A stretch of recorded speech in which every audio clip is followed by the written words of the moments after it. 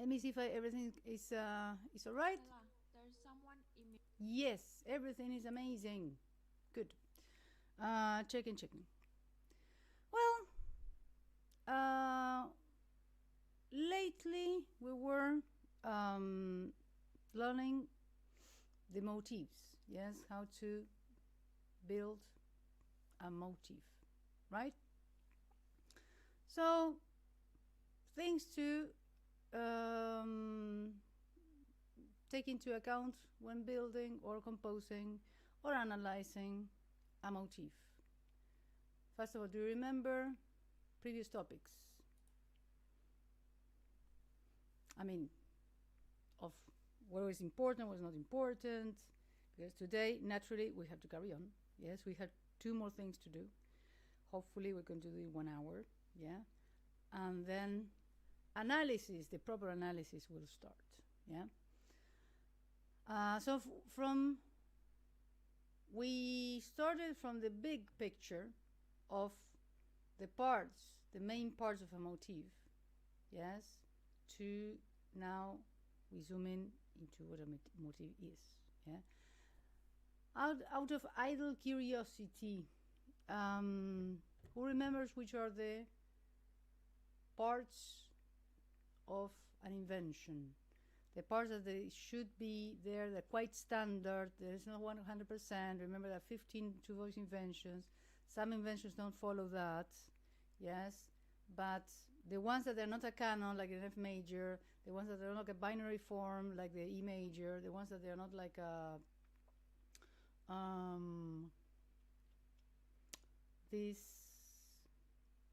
kind of partita prelude kind of form that has the E minor, yeah. The other ones that had a more strict structure. So, Curious. motif in one voice, counter motif on the same voice, motif on the other voice in the octave. Yeah. And Imitation then to the octave. imitation to the octave, yes. Yes. Then motif on the first voice on the dominant. Actually, yeah, the dominant, yeah. Yeah. And then maybe counter motif, maybe not. Yeah. And then things happen. Well, yeah, very good. So far so good. So that is essentially what you have described. What is that? The beginning of a invention. Yeah, exactly. But what's the name? Think about a sonata. Presentation. I mean, yes. I mean, you always present stuff, but exposition. What again? Exposition. Exposition. Damn it. You have exposition, and then again, I mean, what you're saying is the main, like the standard or the main structure of the one very specific invention, which is. Which one is it? I don't know, but I think it was pretty standard, that one. I mean, there's nothing really standard in the two-voice inventions. Generally, they say, well, this is the standard, but if you analyze every single one, you're going to see that you have differences. But yeah, it's pretty standard. Para pa pa pa pa pa pa, así de bueno, ¿no? Yeah. Which one is it? Yeah. Sol, G. So in G. No? It's in C. I was wrong. It's in C.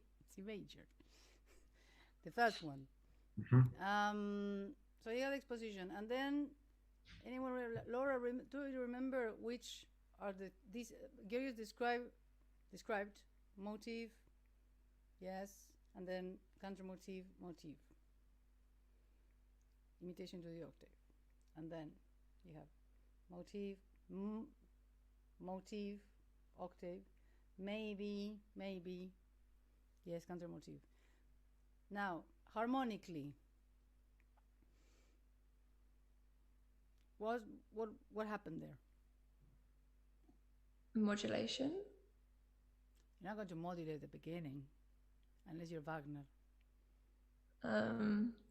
You start on like chord 1, probably. Chord 1?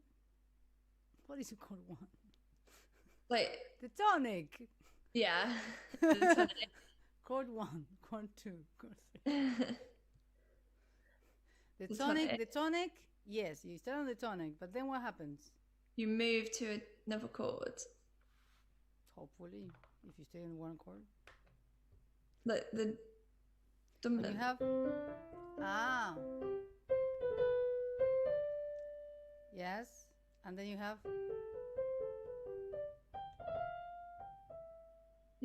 and then back to the tonic after. Back to the tonic. So you have tonic, so tonic level and dominant level, not a modulation, because you don't use the notes that belong to the scale of G major.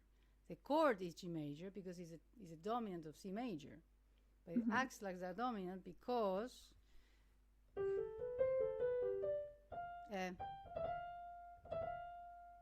that's F natural and resolves, yes, into the third of the tonic. Good. That's exposition. And then what you have, like Gero said, things happen. Jasmine, what happens after that? Generally.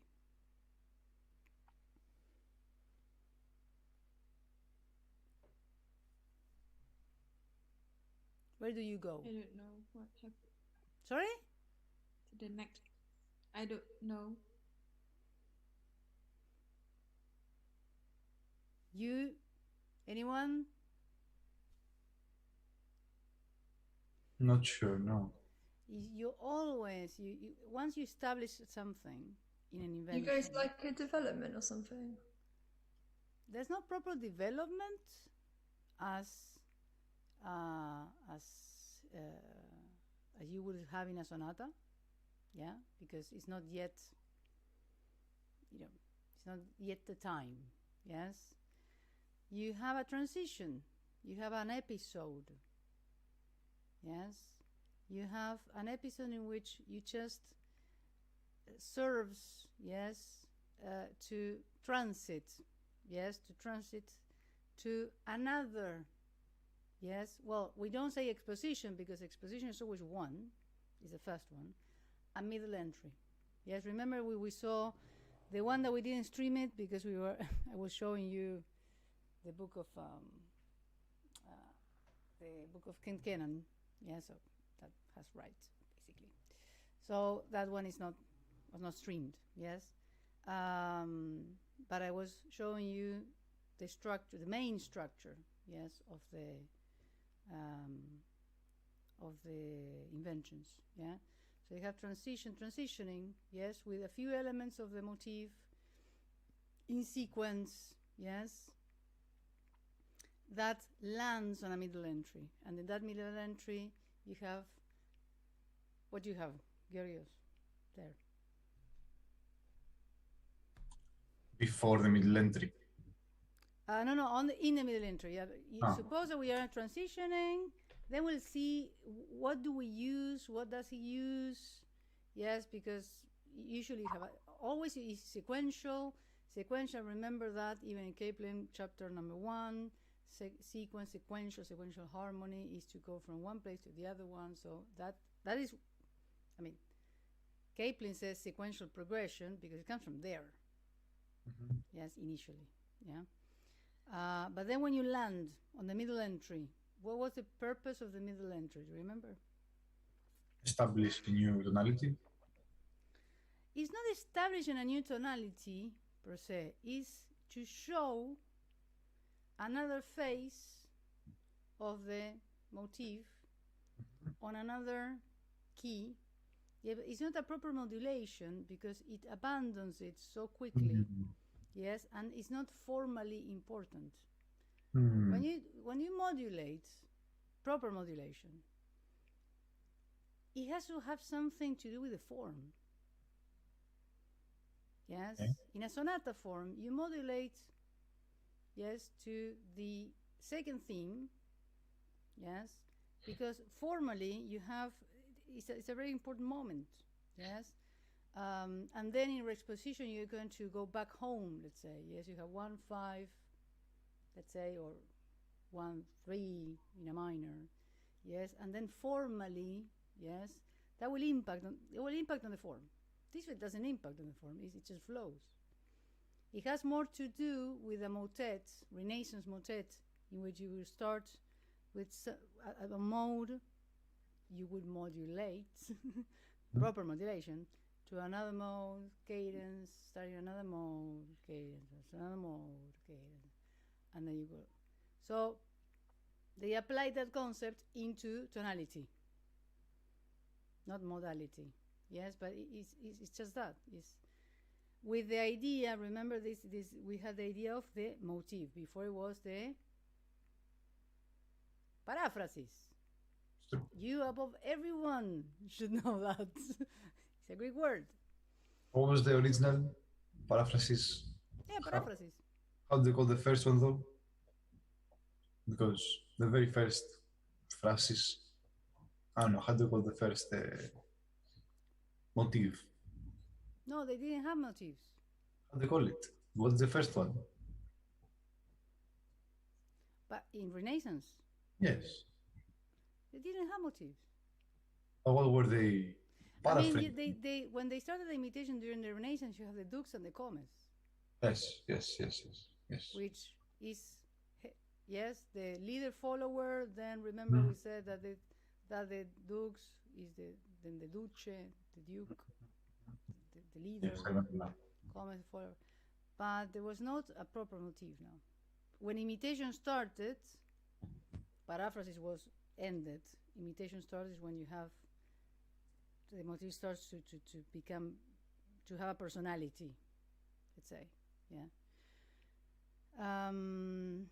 So that's why it's not a modulation as we know it formally today, yes, that impacts on the form. It's like, okay, this section is in this key, yes, or like a binary form, 8 bars, cadence on the dominant, standing on the dominant, a development, yes, 4 bars, then goes to the tonic.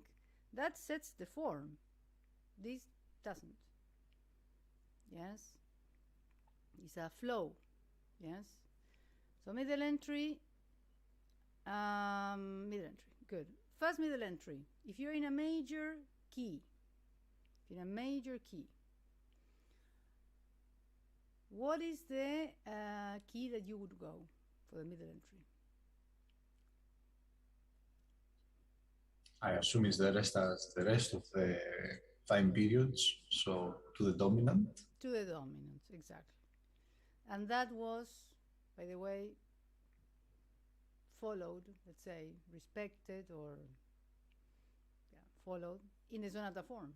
Yes, you have main theme in the tonic, second theme in the dominant, if you're in a major.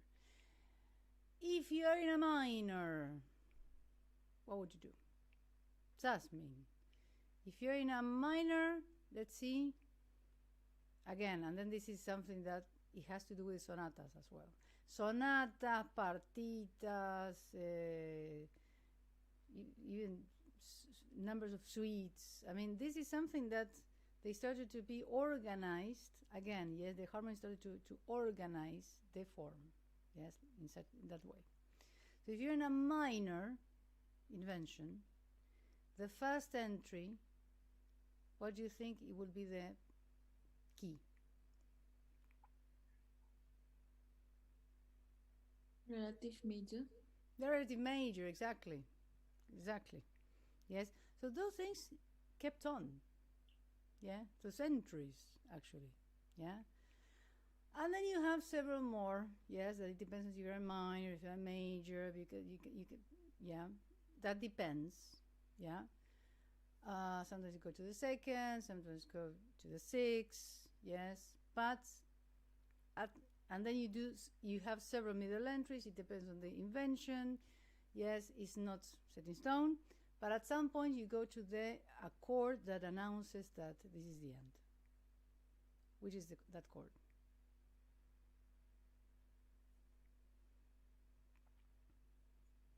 And this, sorry? The chord. Chord, the function. Well, it's not just a chord. And this is something general. This is something that again is important in the form, not just in inventions. It started there, yeah. That's at the end of the invention. Towards the end. Towards the end of the invention.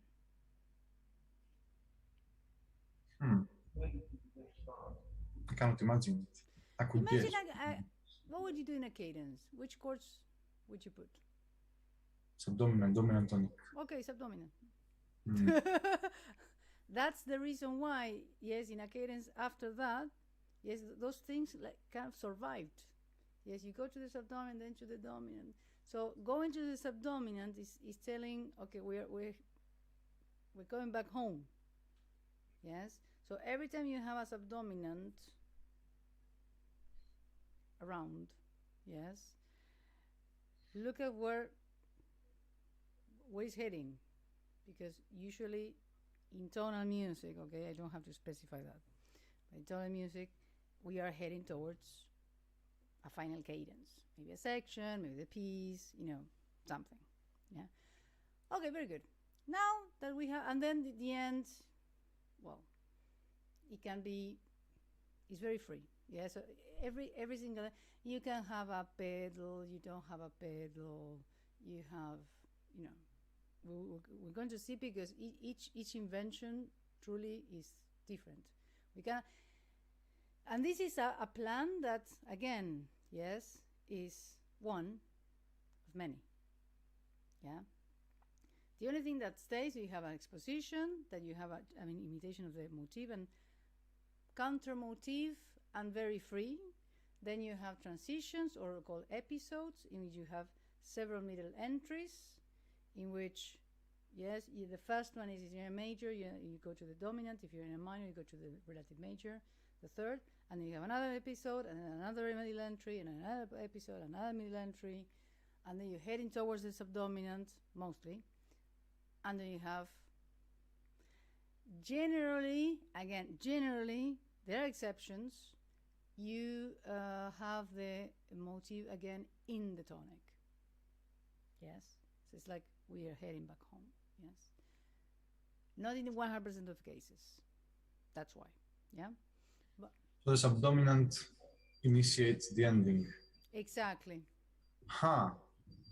In the second movement of a Haydn sonata, he had modulated to the somewhere dominant, I don't know, and it was A and A, like big, and then the second day had a big section that was subdominant.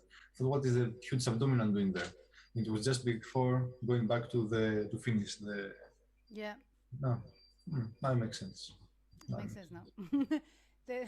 Those things start appearing in the Baroque, like harmony trying to be the structuring. Yes, that's why it's important to see the harmony as a structuring element. Yes, Schoenberg has the book Structural Harmony because of that. Yes, it's not the book that we are studying. It's a tiny book that just focuses on harmony as structural. Yes, how to structure something through the harmony, and those things started to appear and survived. Yes, also because the subdominant is the first kind of the plagal cadence that we know. Yes, for one, is the first one. The dominant was not It didn't appear first. Actually, it was the plagal. That's why it sounds so ancient. Yes. So then it went to this. That survived, let's say, through the centuries. Yeah. Okay, we're going to the subdominant because that was the first one, let's say. And then we add the dominant, and then we cadence. Yeah, but you have to go through. Yes. It's kind of, maybe that has nothing to do, but you know the brain has the reptilian, the mammalian, the human. It's like, no, first go there, then you go to the new one. Yeah. So it's kind of like that. It's like a layered process. Yes. Okay, fantastic. So now we are going to go to the topic that I wanted to cover today, which is structural versus ornamental. When I put versus, maybe it's not the best words to describe, because it's not versus, it's both are contributing in a way. Yes, maybe I will change it. Let's see. So the three contributing factors. When composing a motif, we should have a double vision upon our scheme of work. We should zoom in and out from the motif. This brings both a broader view and better attention to detail. There are three contributing factors that we should take into account when composing a motif. When I say composing a motif, also take into account that you're going to analyze stuff. Yes, so analyze / composing. Melodic contour, the variables that can distinguish one melody from the other are. So, I mean, we saw the melodic contour in last lesson, I think. Shape. Yes. The shape of the melody that we saw, last lesson, when we have the melodic archetypes. That's the shape, the overall pattern. Yes. Descending climax, ascending climax. Yes. Pivotal patterns, etc. Yeah. Direction change, changes in an upward or downward direction and the frequency of these changes. Now, this has to do, you will want to relate this to counterpoint. In counterpoint, remember that we had true leaps, and I don't know if you remember that. When we said, this is a true leap in which you change totally the direction, the range of the melody, and then when you have thirds or fourths, yes, a third is not a true leap. Yes, 4, 5, 6 is a true leap. So the direction change, yes, is about that. How many times in a melody, in a motif, yes, you have a direction change, yes, with a leap, right? True leap. And the range, also called melodic excursion, yes. For example, if you have a melody,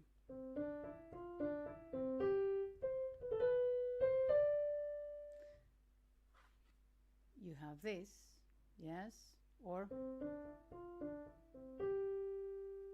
better. The melodic excursion of this motif is a fifth. C, G.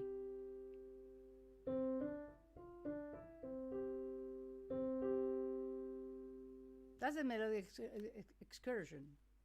Yeah? So the high points, the low points. Yes? It is considered the distance between the highest and the lowest points, the rate of pitch change. It accounts for any variation in this rate of change, distribution of low, middle, and high notes. This is a little more complex. We're going to see also that in a motif you have certain notes. I mean, you could have more notes in the low range, more notes in the middle range, more notes in the high range in this melodic excursion, let's say. Yes, so you have 3 layers, let's say, and you see, I mean, in more complex melodies, it happens quite a lot. Yeah. For example, in partitas for solo instrument, happens a lot. Yeah. Fugues of 2, 3 voices, not 5 or 4. Continuity is the general flow of effects built up by melodic intervals, rhythm values, articulation, and the duration and connection of ideas or figures. So the variables participating in this flow include intervals, so the relative size, let's say, activity, relative slowness or quickness, let's say, of rhythms, articulation, the mixture of sounds and silences, or the degree to which sounds and figures are separated by silences or rests. We say rests, but it truly is a silence. Articulation. I mean, the curious thing here is that we have the addition of silence. Because when we say articulation, we say, okay, sí, legato, staccato, staccatissimo, yes, martellato, marcato. But if you think about it, it's a mixture of sounds and silences. If you play staccato, what do you think happens in between the notes?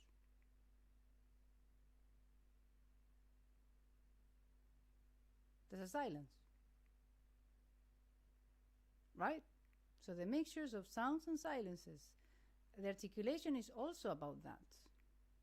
Yeah? It's not just about the rest itself.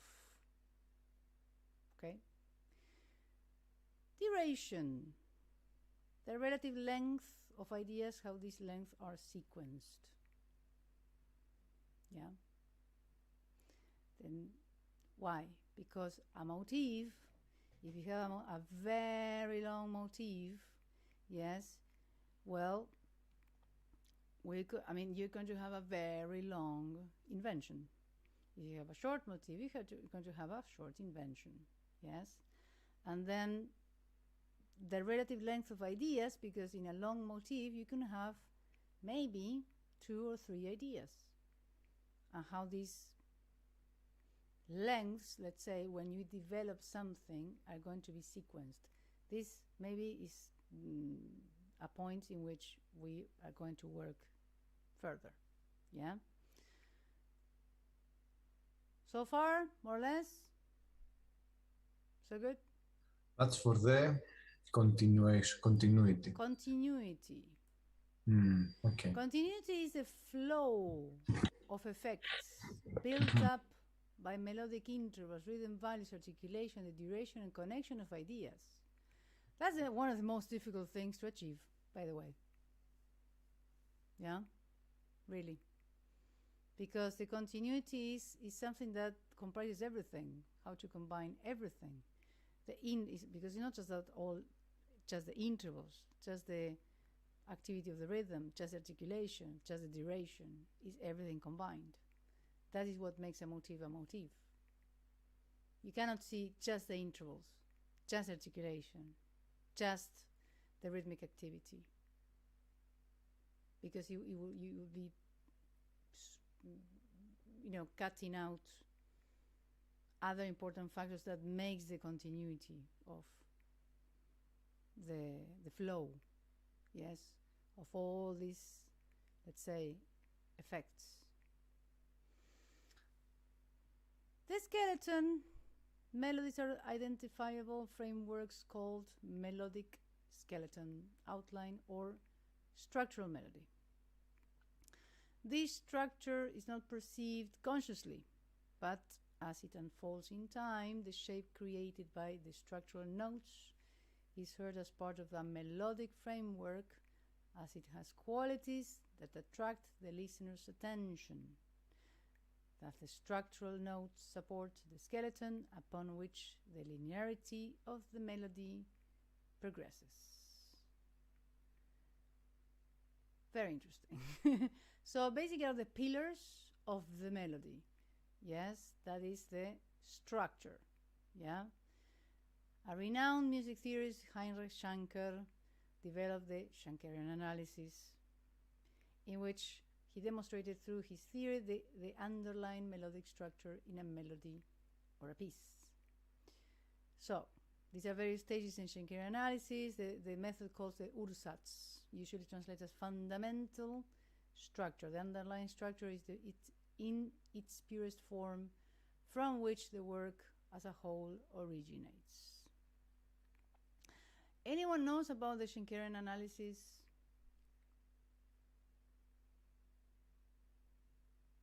Have you heard? Just heard of it, but I don't know. No. You heard, Jasmine? Yes? Yes, heard of it, but don't know about it. In which context? Not sure. I Yes, mean, you were studying what, let's say? I mean, and that maybe pop up. I think history in my history class, the teacher loves to talk about Shankerian analysis. Ah, okay. Good. Well, the Shankerian analysis is quite new and revolutionized the way we see. Yes, we analyze music. Yes. He was a reviser, he was an editor, music. So his job was to, revise and revise thousands and thousands of pieces, and he started to see that there were some connectors, some notes, yes, that they would the pillars, let's say, upon which the ornamental, let's say, yes, layer was built upon, could stand on. Yeah, it's very long actually. Yeah.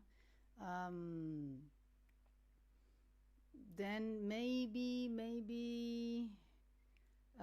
you have heard about Felix Salzer, because he was one of his students, and well, he's the one who wrote books about it. Yeah. Structural hearing is one of the one of the most important books that Felix Salzer published, which is very interesting. If you can read that book, is amazing. Yeah. And it explains in detail and the steps and symbols of analysis, yes, that you come across in the Shankerian analysis. Yeah. But this one, we're not going to go through the Shankerian analysis because it's extremely long. Yes. So, this graph was taken from the thesis presented by Daniel Print at the University of Massachusetts. On page 20 of his thesis, we can see how structural notes lead perfectly from one harmony to another. See beamed notes in graph. So, let's see. Now, this is an example of, just saying, yes, structural analysis. You have the bar 29 that, just saying starts here, yeah? And the note C travels through time, yes, to the B, to the A, to the G, yes, and you have here C, to B, to A, to G, yeah? Then you have a scalic passage, but which is the note, also an important note that makes the structure. The inner note D, the inner note C, the B, the A, that they're here. D, C, B, A. So you have two notes, yes, that lead the discourse. Yes, so I have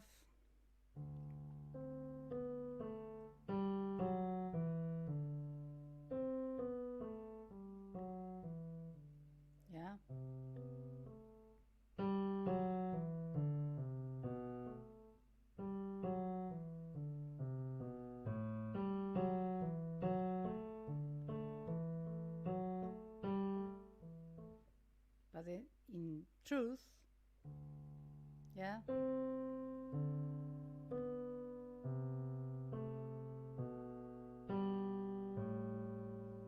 Yes, those are the structural notes that they are leading, let's say.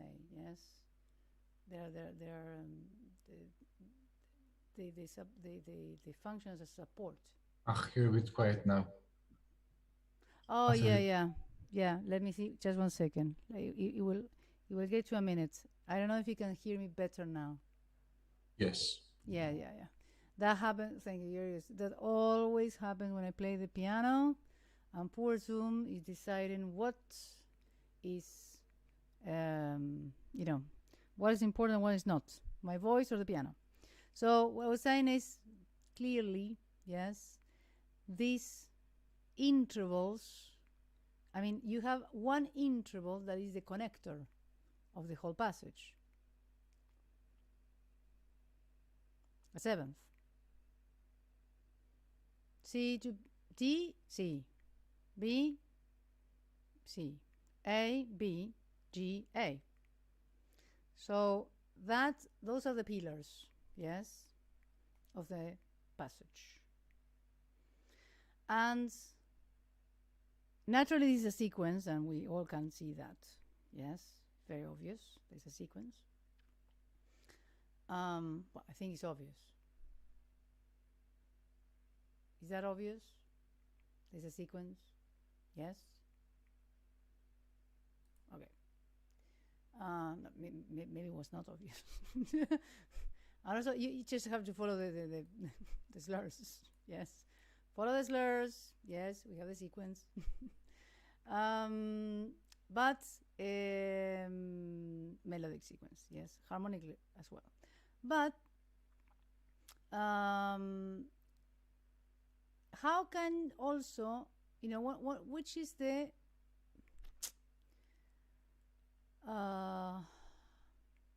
what do you see between these intervals of sevenths? So D and C,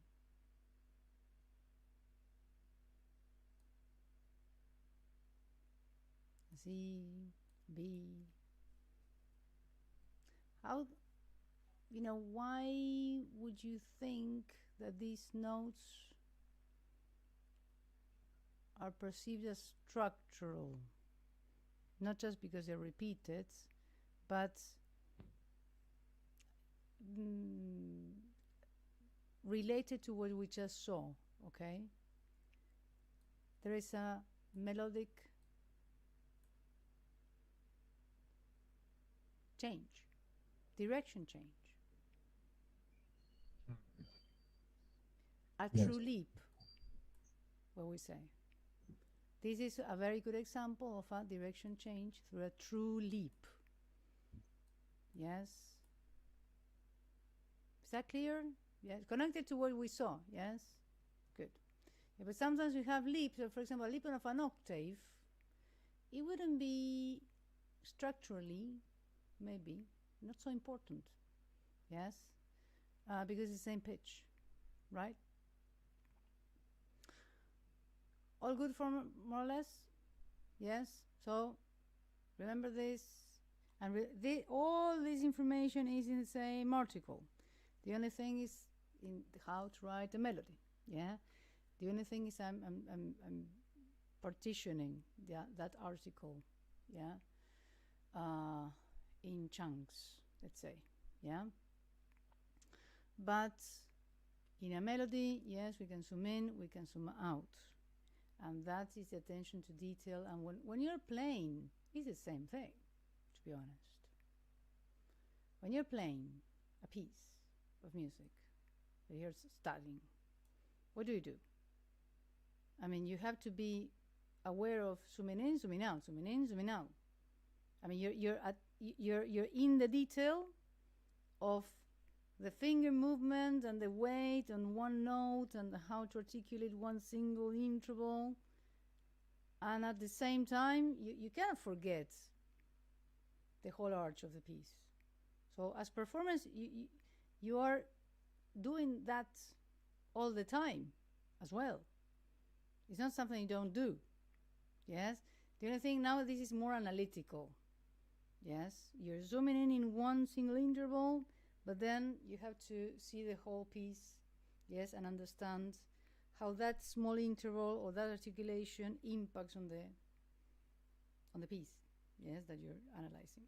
Okay. So these are the three contributing factors.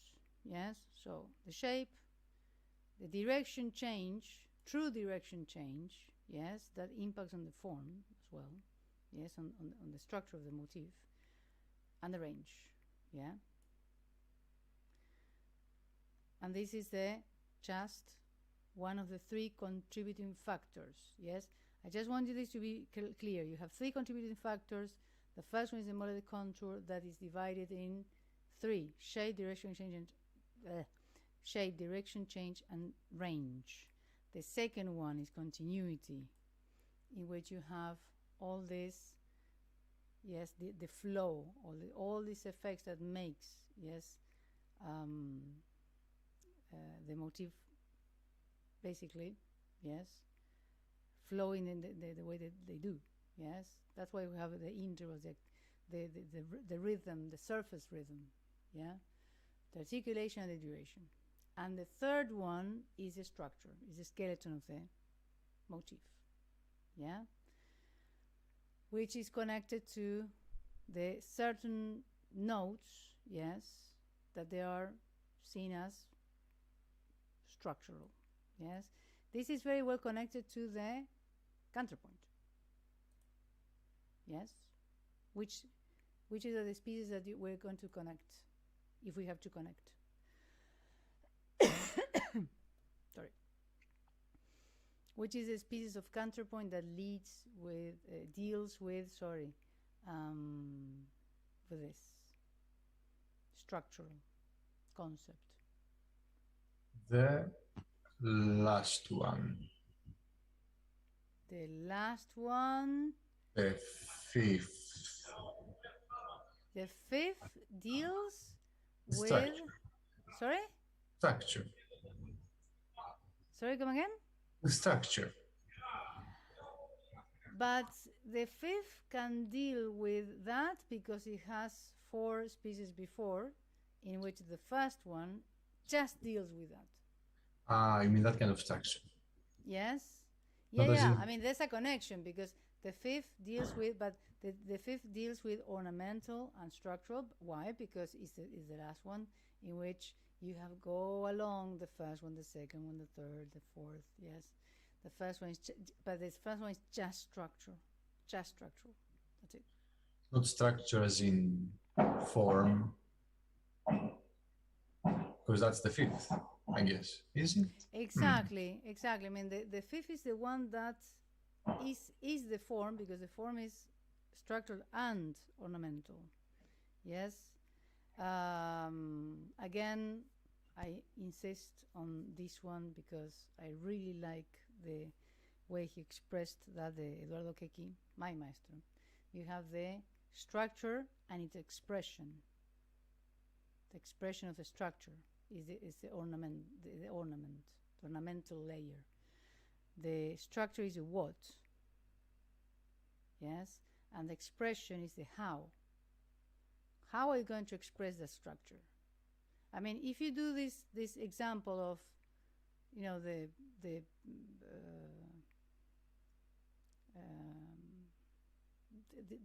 just the example that we saw, yes, and I do this.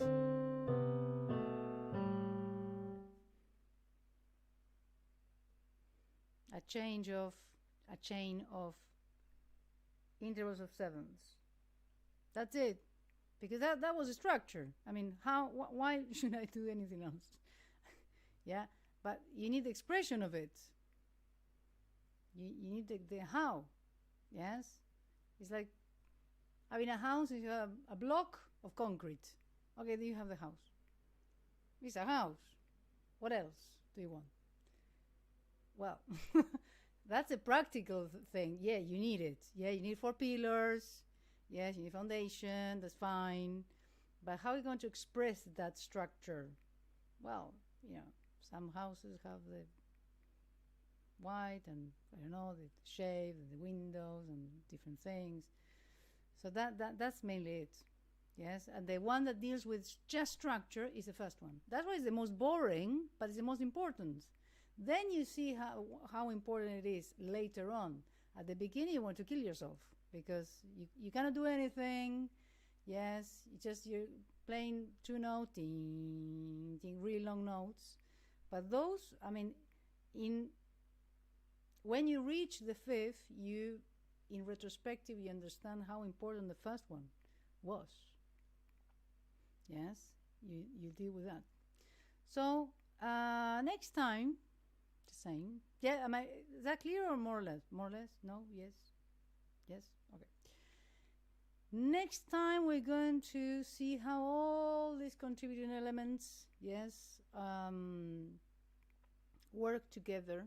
Yes, we're going to analyze a passacaglia, yes, of Bach. Yes, very interesting.